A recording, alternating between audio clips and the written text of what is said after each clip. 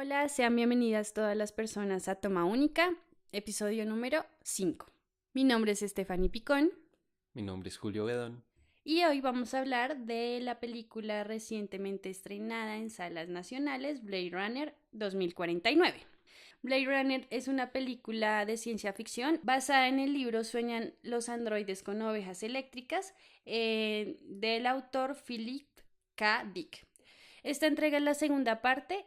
La primera película fue estrenada en 1982 y fue dirigida por Ridley Scott. Bueno, podemos empezar diciendo que Blade Runner es una de las películas claves de la ciencia ficción y marcó un antes y un después en la forma en que se mostraba el futuro del mundo. Porque a partir de los 80 con Blade Runner y Terminator, las películas de ciencia ficción que se sitúan en el futuro son todas oscuras, todas de malos presagios. Ya la sociedad está bastante acabada, bastante corrompida. Y Blade Runner fue lo que inspiró esto. Además, no solo historias occidentales de películas de Hollywood, sino también animes bastante famosos como Akira y Ghost in the Shell. Pero bueno, entonces pasemos a hablar sobre la película que nos trae hoy, que es la gran Blade Runner 2049, dirigida por Denis Villeneuve. Bueno, en este caso, la historia de Blade Runner 2049 pues pasó por varios cambios, digamos. Al principio iba a ser dirigida, obviamente, por Ridley Scott, pero eventualmente quien tomó el mando de esta nave futurista y cyberpunk fue Denis Villeneuve. Y bueno, hizo un muy buen trabajo. Además que algo que estábamos hablando antes de empezar de grabar es que no solo es lo que él hizo, sino lo que Roger Dickens hizo con esa magnífica fotografía. Que bueno, Roger Dickens es, si no es mi favorito, es de mis favoritos fotógrafos de Hollywood. Injustamente nunca ha ganado un Oscar en ninguna de su trayectoria, pero yo creo que este año sí, o sea, tiene que hacerlo. Es imposible que no le reconozcan ni una vez por todas. Y qué buena película, o sea, qué mejor elección para que gane ese Oscar que Blade Runner 2049. Respecto a la historia, es un poco sencilla en la forma en que no las presentan.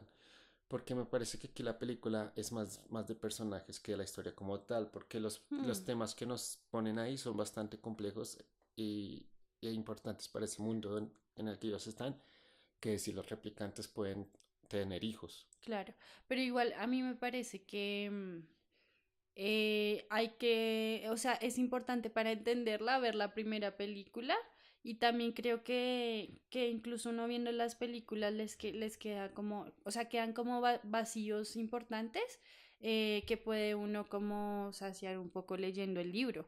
Digamos, las personas que fuimos a ver la película y era la primera vez que veíamos, o sea, que no sabíamos nada ni del libro ni de la primera película, pues sí fue un poco confuso Mm. como todo lo que pasaba en la película. Y aunque tú dices, bueno, que se basa más en los personajes y que la historia no es tan compleja, digamos que a mí sí me causó muchas confusiones porque yo no tenía conocimientos previos de nada de la historia.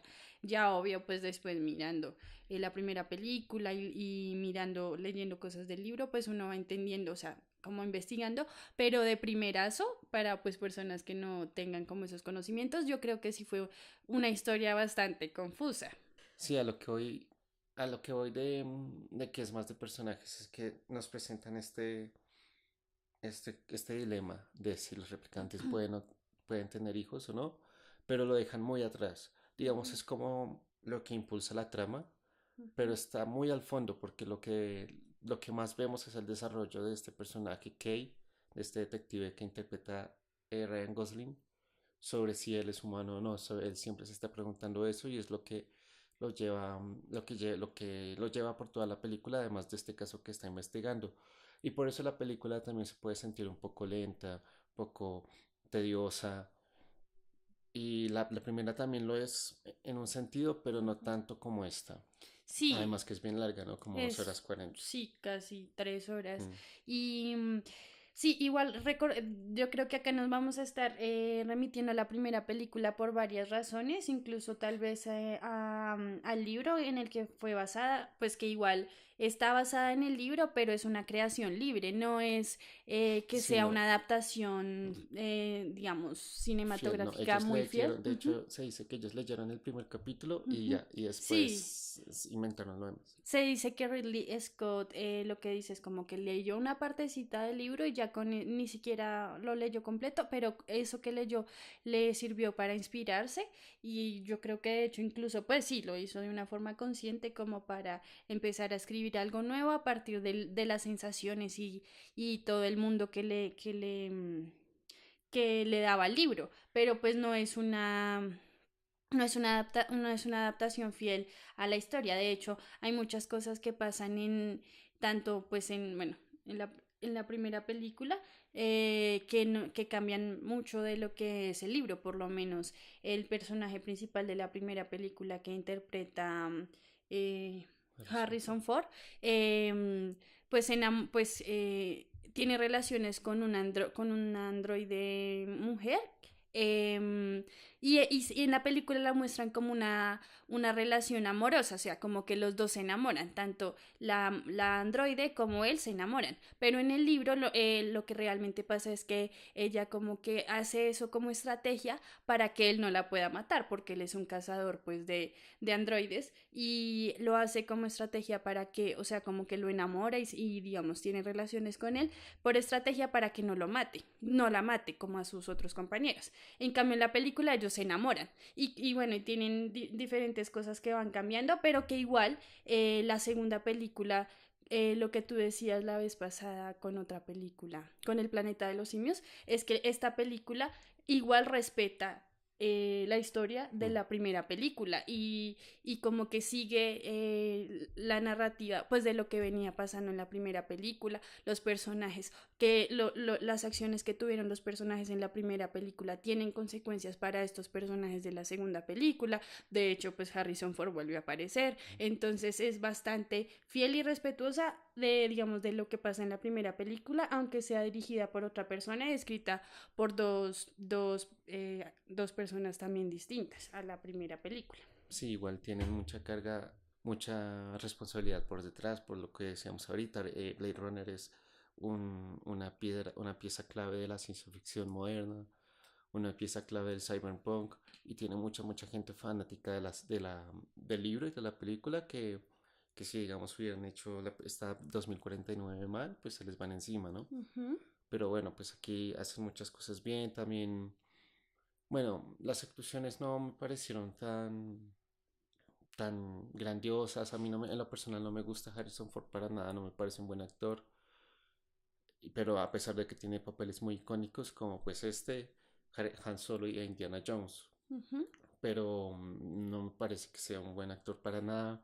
Y aquí pues Jared Leto nuevamente queda muy desaprovechado, como que aparece, yo había leído que él era el villano de la película supuestamente, pero aparece como en dos escenas y no, y más que el villano es como la mente maestra detrás de la verdadera villana que podría ser esta otra replicante, Ujú. que es la asistente de él, o sí, la Sí. mano derecha Ujú.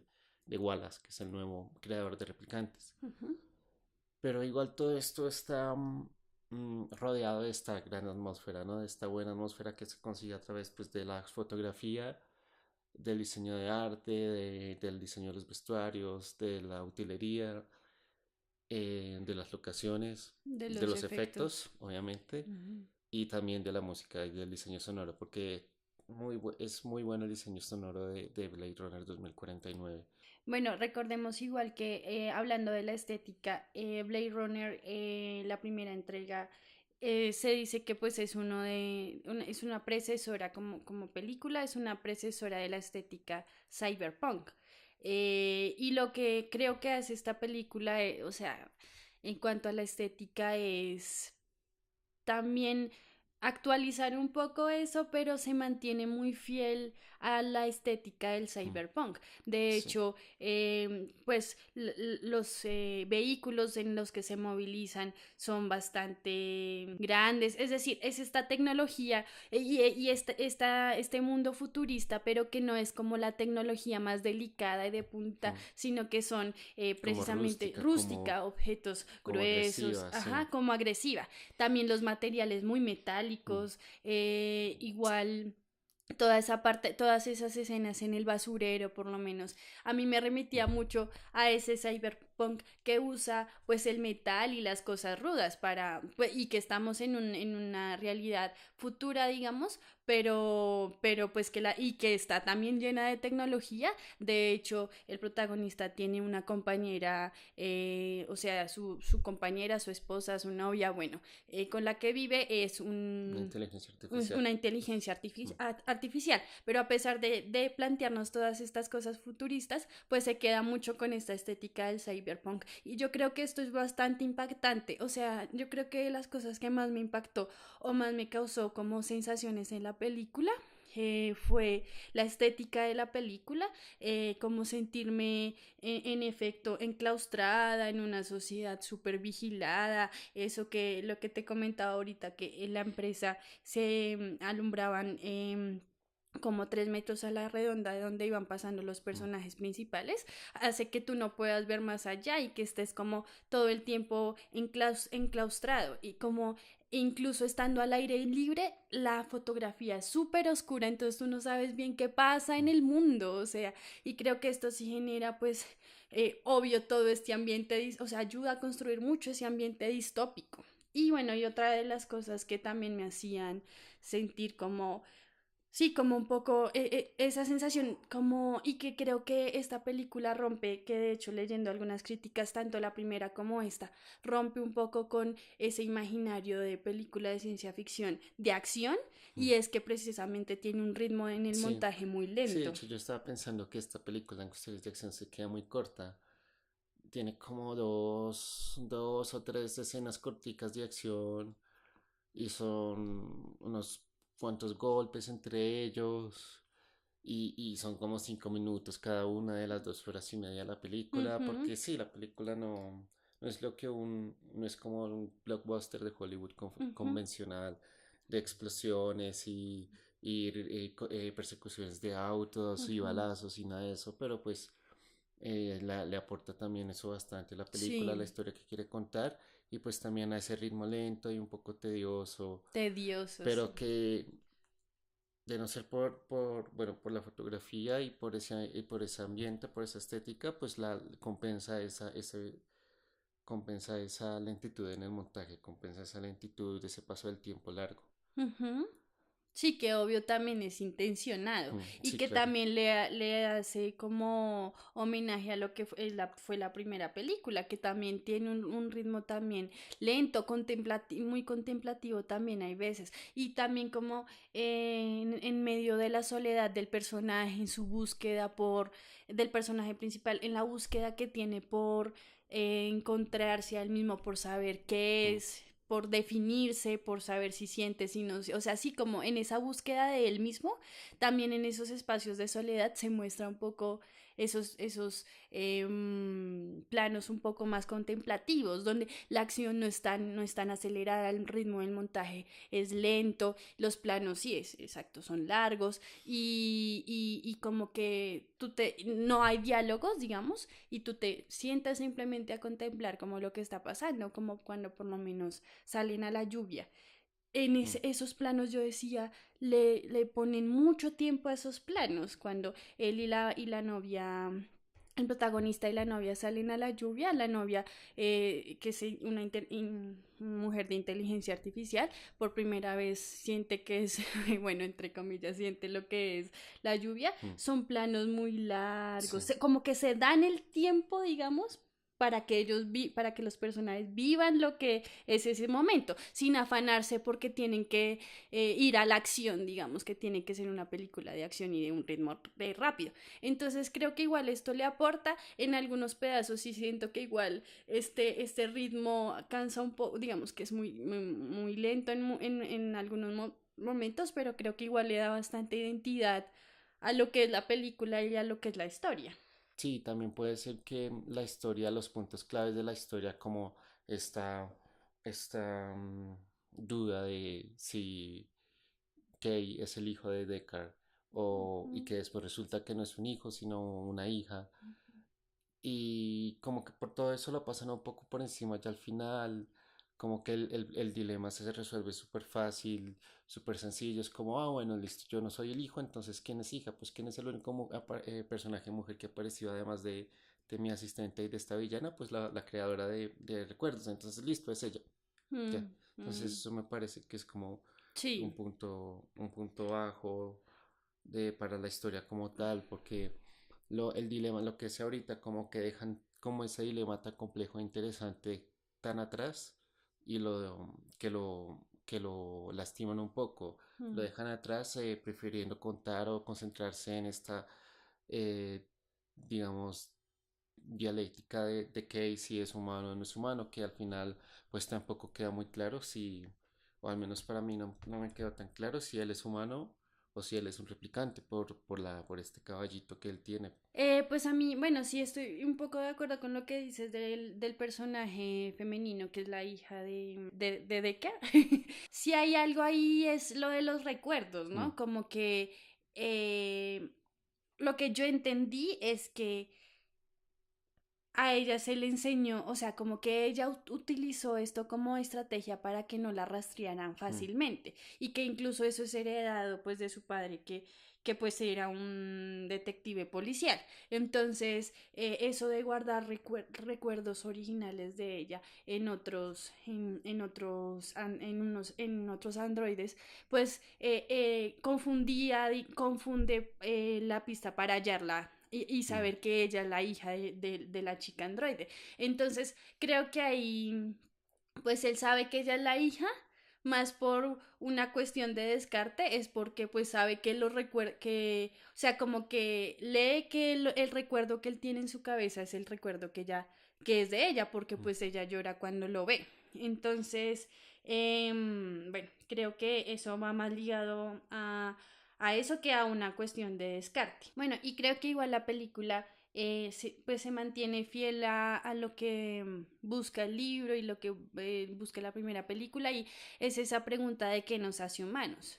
¿Qué es lo que Mm. realmente nos hace humanos? Porque es que estamos hablando, digamos, que si un androide una androide mujer es capaz de tener un hijo, de dar a luz, entonces seguiría siendo un robot o no. Además que porque sea fabricada y sea un androide, no quiere, o sea, entonces es razón para ser explotada y es razón para pensar que no siente, que no piensa. Y en efecto nos damos cuenta que tanto estos personajes como, bueno, más estos que los de la primera película, sienten. El personaje principal de esta película vemos que siente, que se enamora, ¿sí? Que está enamorado de su compañera de inteligencia artificial. Vemos que está en una constante angustia de pregunta existencial de quién es, a qué lugar pertenece, si le es negada la posibilidad de sentir entonces porque está sintiendo.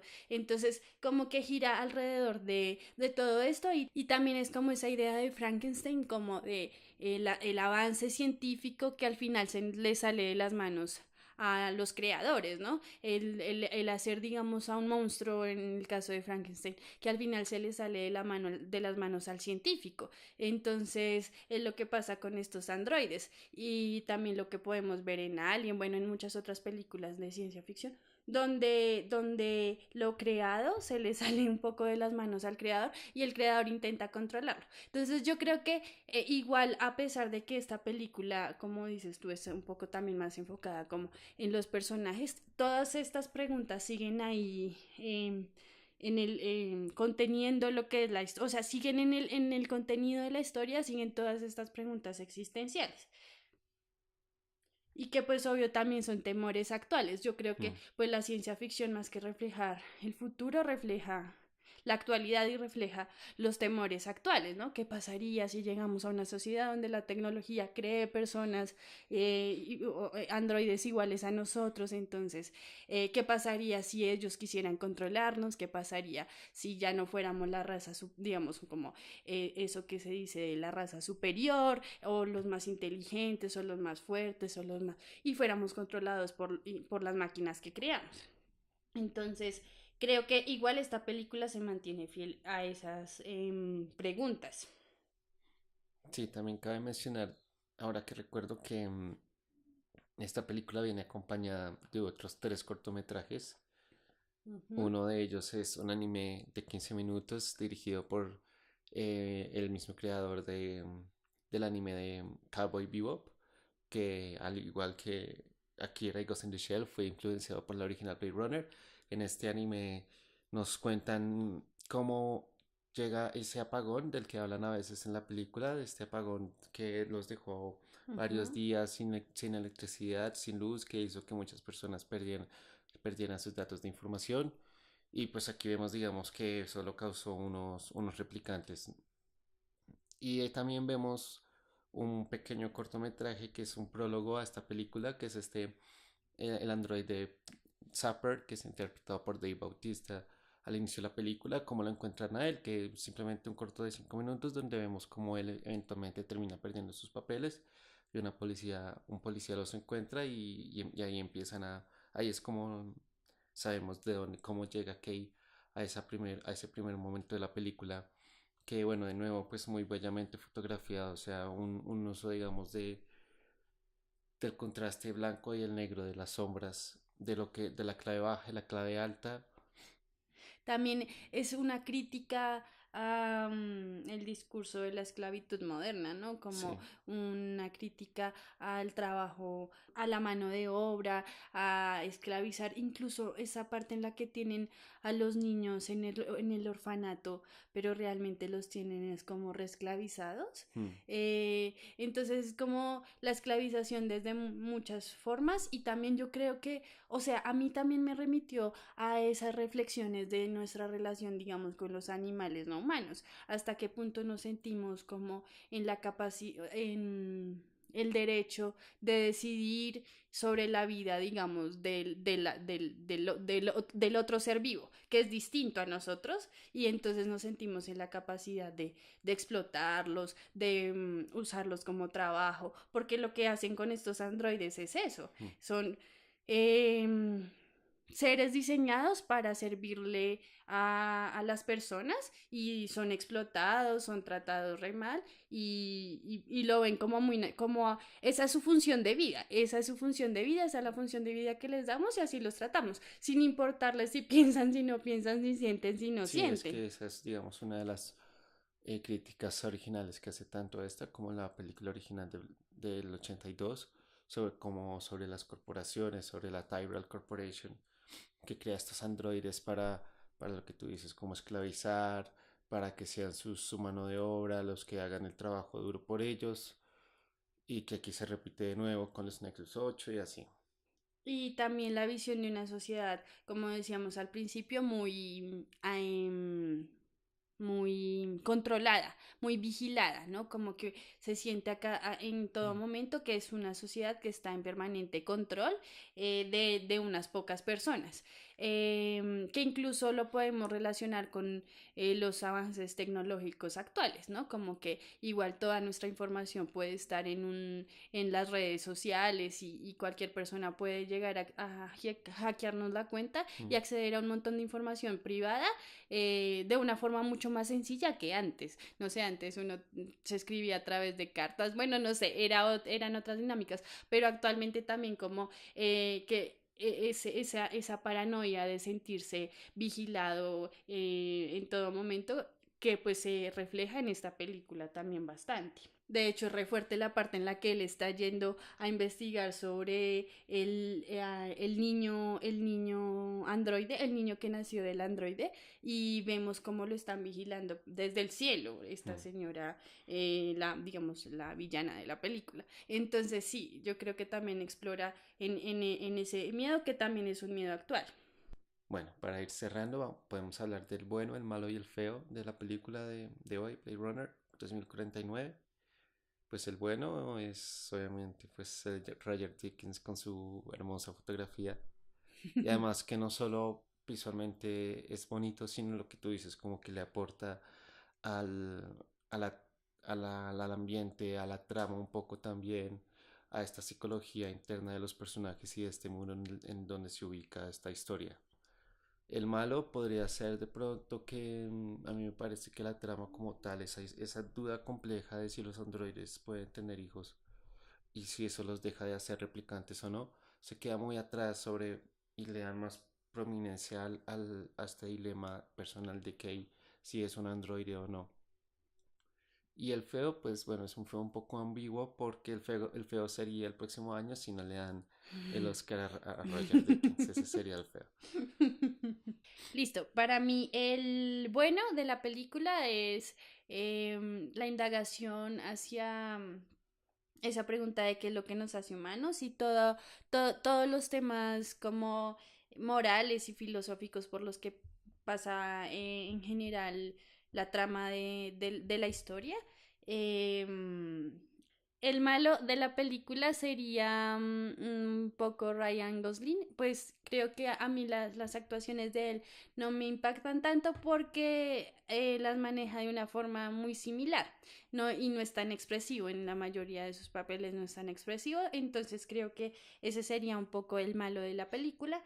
Y él, bueno, pues el feo fue que a la sala de cine a la que fui tuvo algunos problemas técnicos y a mitad de la película se frenó la película, entonces nos tocó esperar como unos 5 minutos, después la pusieron sin saber qué habían pasado en esos 5 minutos, nos tocó después devolverla, entonces como que ese trámite técnico hizo que pues fuera un poco chistoso la ida al cine. Para terminar, quisiéramos cerrar este podcast con una frase de uno de los padres del cyberpunk, el escritor Bruce Sterling, que dice, todo lo que se le puede hacer a una rata, se le puede hacer a un hombre, y podemos hacer casi cualquier cosa a las ratas. Es duro pensar en esto, pero es la verdad. Y no cambiará con taparnos los ojos. Esto es cyberpunk.